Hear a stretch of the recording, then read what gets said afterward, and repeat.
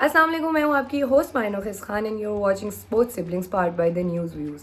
Pakistan England की series चल रही है। पाकिस्तान 2 मैचेस हार चुका है और 1 मैच जीत चुका है। मेरे साथ इस टाइम सुबैल नौखेज़ करते हैं उनसे बात पाकिस्तान और इंग्लैंड की सीरीज़ के ऊपर। अस्सलाम वालेकुम। वालेकुम सलाम मारिया, क्या हाल है आपका? मैं ठीक ठाक, आप कैसे हैं सर? अल्हम्दुलिल्लाह। सर, पाकिस्तान और इंग्लैंड की सीरीज़ चल रही है पाकिस्तान के अंदर, आप क्या कहना चाहेंगे इसके बारे में? बड़ी एक इंटरेस्टिंग सीरीज़ चल रही है पाकिस्तान और इंग्लैंड के बीच में और England till now 2-1 series lead कर रहा है। 7 मैचेस की टी20 सीरीज़ है। देखा ये गया है कि बड़े एक ज़बरदस्त और कांटेदार मुकाबले हमने देखे पहले 2, लेकिन लास्ट वाला मैच थोड़ा वन साइडेड हो गया था। लेकिन अभी यही देखा है कि 3 टी20 मैचेस कंप्लीट हो चुके हैं और उम्मीद करते हैं कि कांटेदार मुकाबले होंगे और इवेंचुअली देखते हैं कि वर्ल्ड कप से पहले कौन ये सीरीज़ जीतने में कामयाब होता है। आपको ये लगता है कि हमारा जो मिडल ऑर्डर है, क्या वो बेहतरीन है? देखिए, जिस तरह हमने रीसेंट पास्ट में डिस्कस किया था, अभी पाकिस्तान में कुछ चेंजेस हुए हैं। I guess it's too early to जज द मिडल ऑर्डर, क्योंकि हमने अभी रिसेंटली कुछ चेंजेस किए हैं। हैदर अली को टीम में लेकर आए हैं, शान मसूद को टीम में लेकर आए हैं।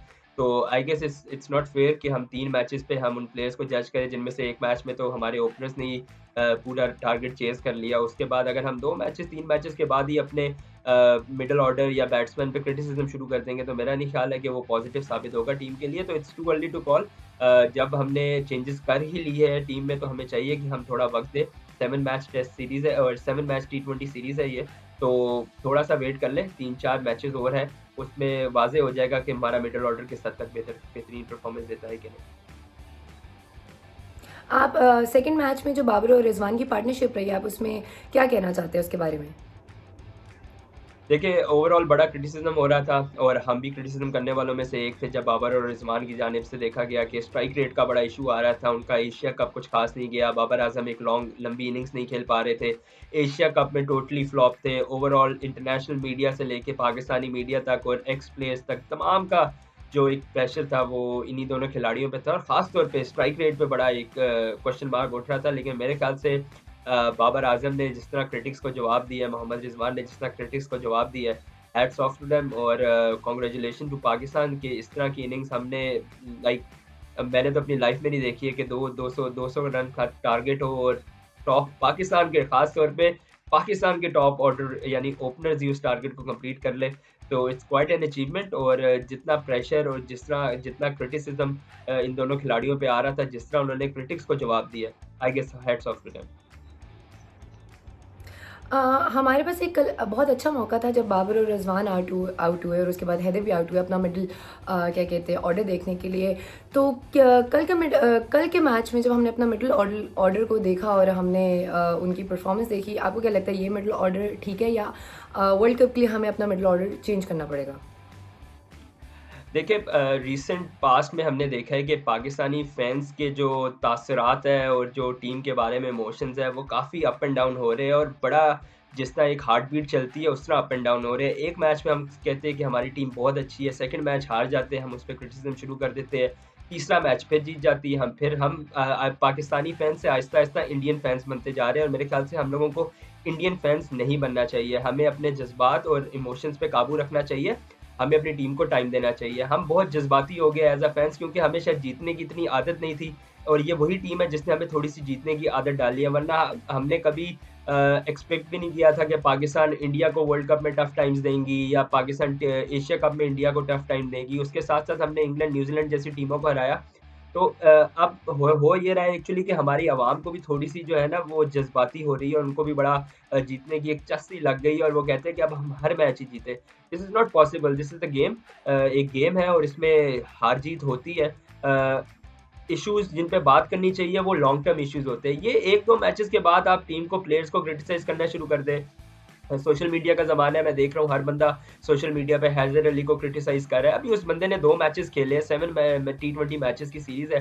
थोड़ा-सा टाइम देना चाहिए और हम मुझे एक एक इस चीज़ की समझ नहीं आती है कि हमारा बैटिंग पे इतना क्रिटिसिज़्म हो रहा है। हमने 2 टी20 मैचेज़ में 200 से ज़्यादा रन खाए। वो पहले मैं दूसरे टी20 में हमने 199 रन का टारगेट था, थैंक्स टू बाबर और रिजवान जो वो टारगेट चेज करके हमारी टीम की इज्जत बच गई। सेकंड मैच में फिर हम 222 रन खा रहे हैं, तो मेरे ख्याल से हमारी तवज्जो जो है वो बॉलर्स के ऊपर होनी चाहिए। इंस्टेड हम बैट्समैन को क्रिटिसाइज कर रहे हैं और हम मिडिल ऑर्डर की बातें कर रहे हैं। Nobody is talking about the bowling. हम अपने बॉलिंग के ऊपर तो आएँगे, लेकिन जो हमारा कल का मिडल ऑर्डर था वो पहली दफ़ा हमारे साथ नहीं खेल रहा था। वो ऑलरेडी हमारे साथ अभी लास्ट मैचेस में खेल चुका है। तो आपको क्या लगता है कि चले बॉलर्स ने तो अपना जितना देना था और उधर हमें बहुत बड़ा डिसएडवांटेज मिला, लेकिन बैटिंग भी और हमारा मिडल ऑर्डर भी कोई इतना ख़ास नहीं रहा। एवरीबडी वाज़ लाइक कि हैदर अली को खिलाया जाए। कल हमने हैदर अली को खिलाया है। क्या आपको नहीं लगता कि हैदर अली सिर्फ़ पीएसएल की हद तक ही खेल सकते हैं? देखिए हैदर अली रिसेंटली जो है उनके करियर के सिर्फ 20 मैचेस हुए और उसमें उन्होंने 350 स्कोर किया। 2020 में 50 इज़ अ बिग थिंग। और उसके अलावा ये है कि उनको कंसिस्टेंटली नहीं खिलाया गया है। ऑन एंड ऑफ उनको टीम में 2 टी20s के लिए, 1 टी20s के लिए, ये साइकोलॉजिकली प्लेयर के लिए बड़ा मुश्किल हो जाता है। अगेन मैं फिर वही बात करूँगा कि 1-2 मैचेस से प्लेयर को जज करना इट्स नॉट जस्टिस और उनके लिए अच्छा नहीं है कि अगर हम प्लेयर्स को 1-2 गेम्स में जज करना शुरू कर देंगे। अभी मैं फिर वही बात करूँगा, 7 टी20 मैचेस की सीरीज़ है। Give him a chance. हमने और प्लेयर्स भी ऑलरेडी चेक कर लिए। हमने देखा Fakhar Zaman is a very good batsman, लेकिन उनकी जिस पोज़ीशन पे उनको खिलाया जा रहा था वो उसपे फिट नहीं हो रहे थे।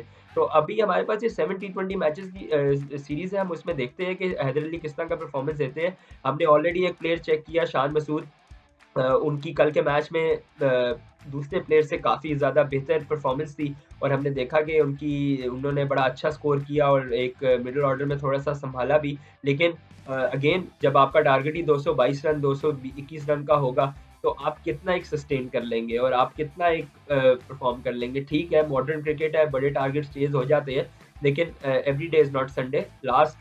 यस्टरडे हमारी टीम ने अगर 200 रन का टारगेट चेज़ किया, डज़ नॉट मीन कि हम अगले दिन दोबारा 222 रन का टारगेट चेज़ करेंगे। तो मुझे ऐसा लग रहा है कि हमारी कौम बहुत ज़्यादा जज़्बाती हो रही है। वी जस्ट नीड टू काम आवरसेल्व्स डाउन और हमें चाहिए कि थोड़ा-सा इत्मीनान रखें and let's go with the flow और देखते हैं इन 7 टी20 मैचेस में क्या होता है।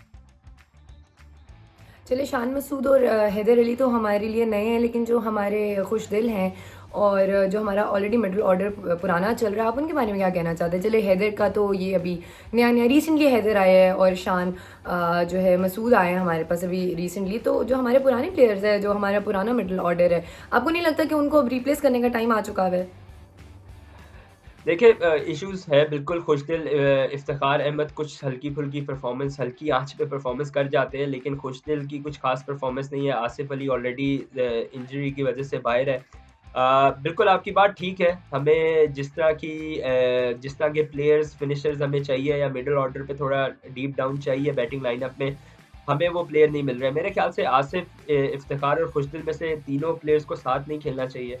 इनमें से अगर खिलाना भी चाहिए तो मेरे ख़्याल से 2 players is more than enough क्योंकि ये हार्ड हिटर्स हैं।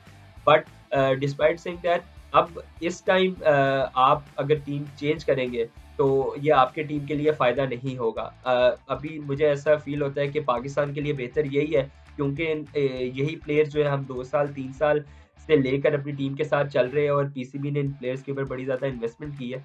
तो आई गेस कि अभी वर्ल्ड कप से पहले उनको निकाल देना ये टीम के लिए भी अच्छा नहीं होगा, प्लेयर्स के लिए भी अच्छा नहीं होगा और मेरे ख्याल से पाकिस्तान इससे पॉजिटिव रिजल्ट्स भी नहीं लेकर आएगा। ठीक है, वर्ल्ड कप तक जाने दें, देखें वर्ल्ड कप में कैसी परफॉर्मेंस है। टीम में 15 बंदों का स्क्वाड है, अगर आप टीम के बीच में चेंज कर सकते हैं तो दैट्स रियली गुड। अगर आप टीम के बीच में नहीं चेंज कर सकते, वर्ल्ड कप में तक अगर इनकी परफॉर्मेंस नहीं हुई तो मेरे ख्याल से इनको टीम से वैसे ही निकाल दिया जाएगा। लेकिन अभी टीम में चेंजेस करना is not good for the team.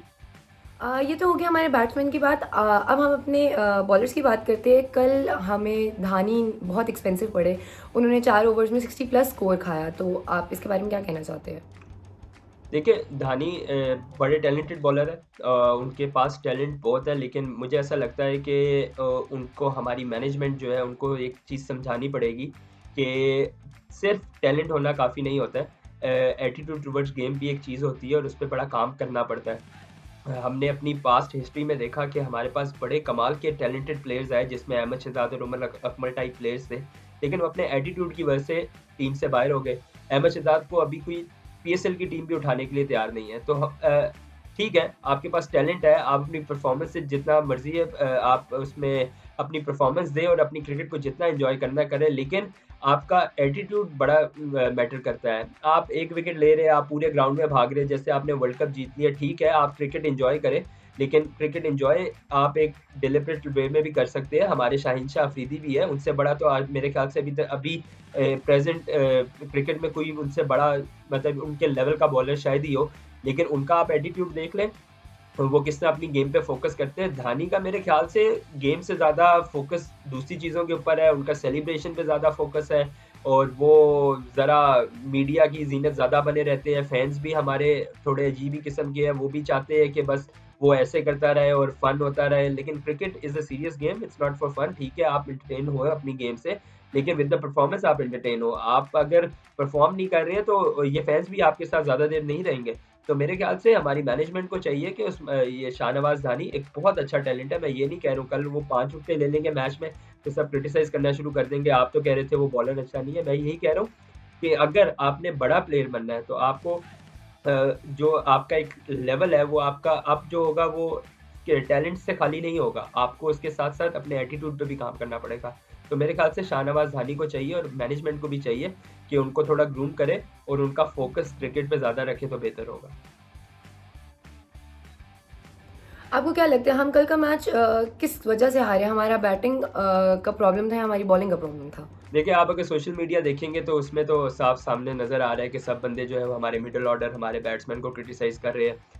हमारे ओपनर्स को भी पहले क्रिटिसाइज़ किया गया, लेकिन चले अभी जिस तरह की उन्होंने सेकंड टी20 में परफॉर्मेंस दी है, एटलीस्ट तकरीबन हफ्ता 2 हफ्ते एटलीस्ट इस सीरीज़ तक तो काफ़ी लोगों के जो है मुँह वो बंद रहेंगे, उनको इसके खिलाफ कोई क्रिटिसिज़्म नहीं करेगा।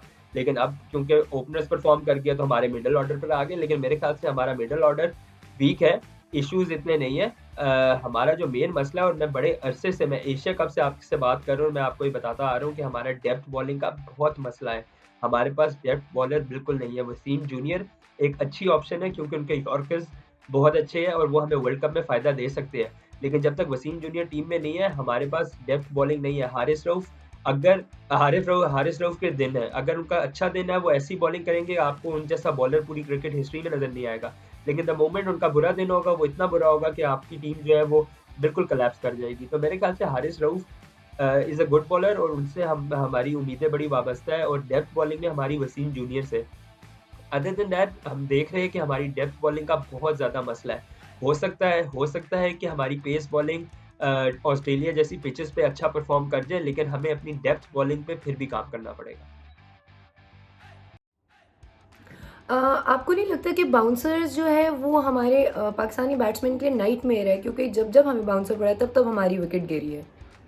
देखिए ये पिचेस पे और कंडीशंस पे बड़ा डिपेंड करता है। कई दफ़ा हमने देखा है कि बाबर और रिज़वान बड़ा अच्छा बाउंसर्स को खेलते भी है, लेकिन पाकिस्तान की एक हिस्ट्री रही है जब लाइक 90s से भी अगर आप ले लें तो हमें बाउंसर्स पे हम काफ़ी ज़्यादा स्ट्रगल किए, लेकिन हमारे जो प्रेज़ेंट बैट्समैन हैं, उन्होंने अपनी गेम बाउंसर्स पे बहुत ज़्यादा इम्प्रूव की है, but at the end of the day wicket आप किसी भी बॉल पे दे सकते हैं। उसका कोई इतना ज़्यादा इश्यू नहीं होता है। लेकिन प्रैक्टिस ज़रूर करनी चाहिए और बाउंसर्स हमारे लिए एक डेंजरस डिलीवरी है और ऑस्ट्रेलियन जैसी पिचेस पे हमें बाउंसर्स वाक़ई बड़ा मसला करेगी। तो मेरे ख़्याल से हमारी टीम मैनेजमेंट, हमारे कोचिंग स्टाफ अगर हमारे ज़हन में बात है तो ऑब्वियसली उनके ज़हन पे भी बात होगी और वो टीम की उस लिहाज से प्रैक्टिस भी करवा रहे होंगे। आप ऑस्ट्रेलिया वर्सेस इंडिया टी20 जो है उसके बारे में क्या कहना चाहते हैं? इंडिया ने ऑस्ट्रेलिया को हरा दिया है। जी, उनके मेरे ख़्याल से लास्ट दिन जो था वो तो रिवेंज डे ही हो गया क्योंकि पहले टी20 में ऑस्ट्रेलिया ने इंडिया को शिकस्त दी, फिर सेकंड टी20 में इंडिया ने ऑस्ट्रेलिया को शिकस्त दे दी। पहला टी20 मैच भी उनका काफ़ी हाई स्कोरिंग मैच था, उसमें भी ऑस्ट्रेलिया ने 200 प्लस रन चेज़ किए और इंडिया को शिकस्त दी। लेकिन इंडिया का एक अच्छा कमबैक था, रेन अफेक्टेड मैच था, 8 ओवर्स पे वो टी20 मैच गया था लेकिन इवेंचुअली इंडिया ने वो मैच जीत के सीरीज़ जो है वो बराबर कर ली है। तो अब उनका फाइनल टी20 मैच है तीसरा। लेट्स सी कौन-सी टीम ये सीरीज़ उठाती है। विराट कोहली अपनी फॉर्म फिर से लूज़ कर रहे हैं, इसके बारे में आपकी क्या राय है कि विराट कोहली को अब रिटायरमेंट ले लेनी चाहिए या उनको अपनी फॉर्म पे थोड़ा-सा काम करना चाहिए और उसके बाद थोड़ी-सी ब्रेक ले लेनी चाहिए और उसके बाद दोबारा से उनको एक कमबैक करना चाहिए? क्योंकि उनकी फॉर्म आना-जाना लगी हुई है उनकी फॉर्म और आजकल तो उनकी फॉर्म इतनी ख़ास चल भी नहीं रही कोई। देखिए, एशिया कप में उन्होंने फ़ॉर्म अपनी ज़रूर पकड़ी थी, लेकिन मेरे ख़्याल से ब्रेक की तो ऑप्शन विराट कोहली के पास नहीं है। इट्स ईदर द रिटायरमेंट और वो अपनी फ़ॉर्म वापस पकड़ लें, इन दोनों चीज़ों में ही हम देख सकते हैं कि वो क्या करते हैं। मेरा ख्याल है जहाँ तक कि retirement is not an option, वो वर्ल्ड क्लास प्लेयर है और वो अपनी फॉर्म दोबारा पकड़ लेंगे जैसे हमने एशिया कप में देखा।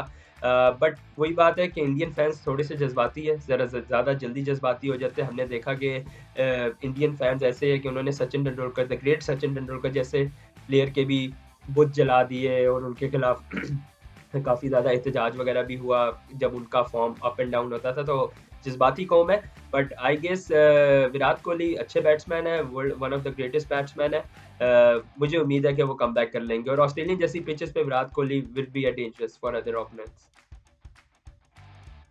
जसप्रीत बुमराह वापस आ चुके हैं, ये कितना बड़ा इंडिया टीम के लिए एडवांटेज होगा? देखिए बुमराह की वजह से इंडियन टीम, बिकॉज हम, जी देखिए, क्योंकि हम सबको पता है he is a very good player, और जब वो नहीं खेले थे तो उस टाइम एक इंडिया की टीम को ये एक बहुत बड़ा डिसएडवांटेज था उनके बॉलर्स के लिए।